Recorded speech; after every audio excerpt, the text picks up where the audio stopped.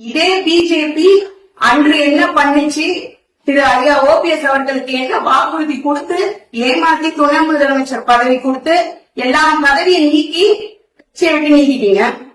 செங்கோட்டையன் அவர்களையும் பிஜேபி சொல்லிதான் நான் சமரசம் பேசின போய் அவர் அடிப்படை உறுப்பினர்ல இருந்து ரத்து. 2021 இதே அம்மாட்சி வரணும் தானே அன்னைக்கு ஓபிஎஸ் ஐயா சொன்னாரு.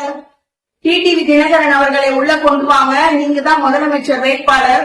இன்னைக்கு அம்மாட்சி தானே இருந்திருக்கோம், அன்னைக்கே கொண்டு வரல, உள்ள சேர்க்கல. யார முட்டாளாக்கணும்னு நினைக்கிறீங்க? உங்களால மாறி மாறி இணையதளத்துல சண்டை போட்டுக்கிட்ட ஒற்றுமையா ஒரே தாயின் பிள்ளைகளா இருந்த எல்லா சகோதர சகோதரிகள் அண்ணன் தம்பிகளா பழகின எங்க எல்லாரையும் சண்டை போட வச்சு இன்னைக்கு எங்களை விரோதிகளாக்கி அணியணியா பிரிச்சு இன்னைக்கு நீங்க போயிட்டு எல்லாரும் ஒண்ணு சேர்ந்து அம்மா ஆட்சியை மலர வைக்க போறீங்களா? துரோகிகளுக்கு ஒரு காலமும் கடவுள் தொட போக மாட்டான்.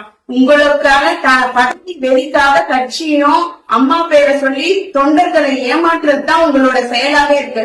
இதற்கான தகுந்த பாடத்தை 2020 வருகின்ற இந்த ஏப்ரல் மாத எலெக்ஷன் உங்களுக்கு நல்ல ரிசல்ட்டா மக்கள் உங்களுக்கு தருவாங்க.